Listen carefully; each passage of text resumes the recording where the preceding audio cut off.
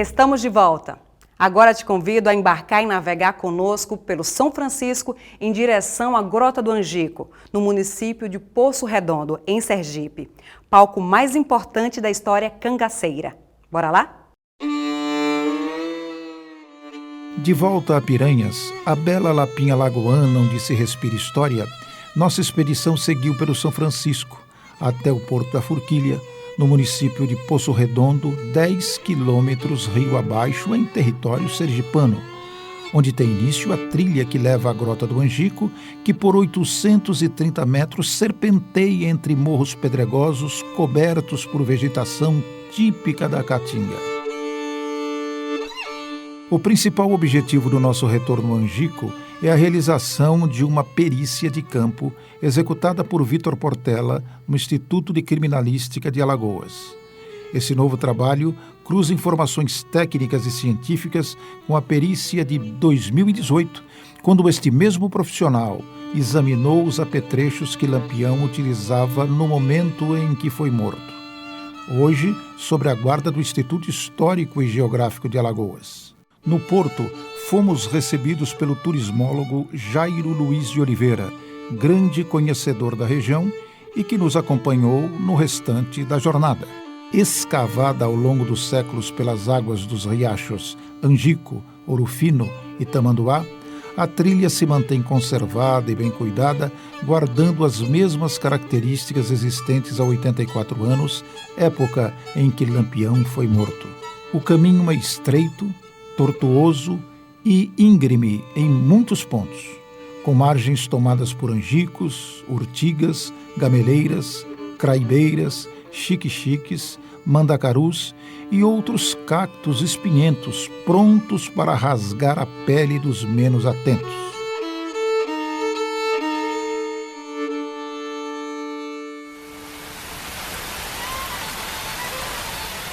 Durante chuvas ocasionais intensas, a vereda seca volta a ser um caudaloso riacho, desaguando no São Francisco.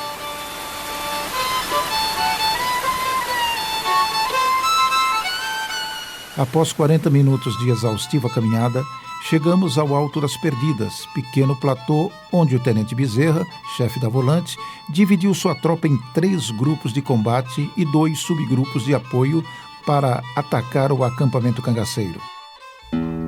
São formadas 5 unidades, comandadas pelo tenente João Bezerra, pelo aspirante Ferreira de Melo, pelo sargento Aniceto Rodrigues, pelo cabo Juvencio Correia de Lima e pelo soldado Bertoldo. Esses policiais eles têm a missão de cercar o Angico e proceder com a operação policial.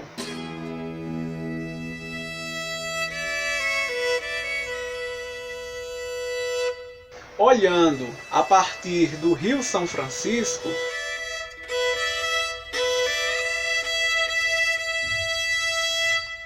nós temos no flanco direito, na parte mais baixa, a unidade comandada pelo soldado Bertoldo. Na porção intermediária nós vamos encontrar a volante do tenente Bezerra e mais acima, ainda na parte mais alta do flanco direito, estava o sargento Aniceto Rodrigues. No flanco esquerdo, nós deveríamos encontrar o cabo Juvencio com seus homens.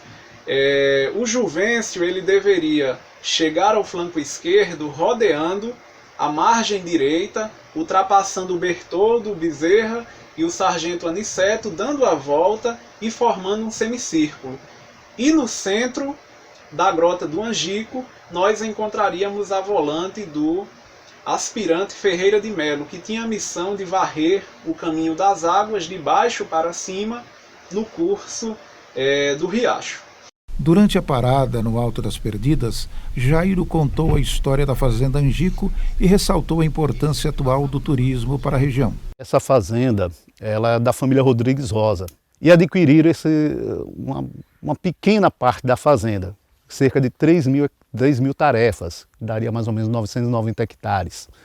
Claro que hoje a fazenda ela só tem 152 hectares, cerca de 500 tarefas, e ela pertencia a Guilhermina e Cândido Cândido Rodrigues Rosa, que era um casal de agricultores que se estabeleceram às margens aqui do Rio São Francisco, no então morgado de Porto da Folha, hoje entre os municípios de Canindé e Poço Redondo.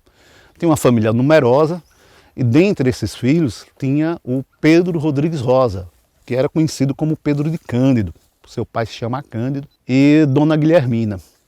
E o Pedro, ele vai entrar nesse mundo do cangaço, vamos dizer assim, vai conhecer Lampião, a partir de uma amizade que a família Félix, que era uma família de coiteiros de Poço Redondo, o apresenta ao Virgulino Ferreira da Silva, o Lampião. O Júlio Félix era casado com a irmã de Pedro, uma das irmãs de Pedro. E aí ele conhece Lampião. Lampião precisava de um suporte em Entremontes, no distrito de Entremontes, Alagoas. Então a família começa a negociar, começa a ser coiteira, principalmente o Pedro.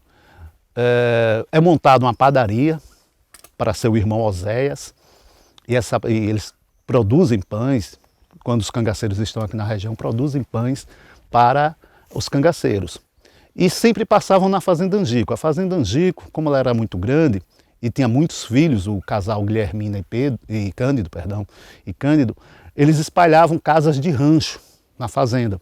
Então aqui a parte que eles chamavam de forquilha, a forquilha plantava, o pessoal plantava aqui arroz, plantava melancia, amendoim. Então assim, a fazenda ela é cortada por 2 riachos, né? Tem pequenos riachos, mas os 2 mais importantes é o riacho da Forquilha, que é o acesso a toda a trilha que vai levar à Grota do Angico, e o riacho do Angico, onde estavam Lampião e parte do seu bando em 1938. Que o riacho do Angico ele vai se chamar depois, né, alguns populares vão denominar de riacho do Ouro Fino, por conta da quantidade de ouro que foi encontrada ali com os cangaceiros, e aí eles rebatizaram dizendo que o riacho do Angico também era o riacho do Ouro Fino. O grande diferencial da verdadeira Rota do Cangaço e da região nossa aqui, primeiro, vai ser os últimos 4, 5 anos de Lampião, ele vai se dedicar muito aqui a essa região.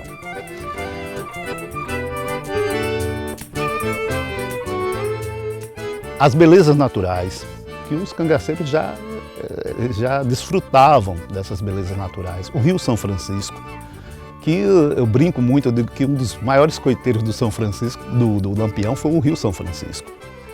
E qual o diferencial? É a valorização da história. A valorização da história que infelizmente, a gente não vê nos outros lugares. Né? Aqui a população se apropriou da história, os empresários do turismo se apropriaram da história, e isso é importante.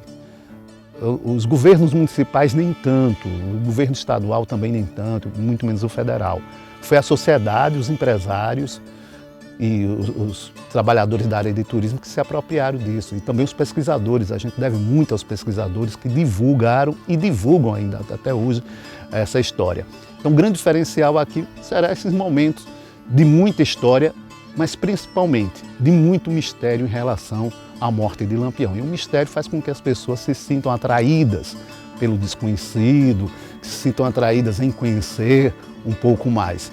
E aliado a tudo isso, a infraestrutura turística que a região dispõe.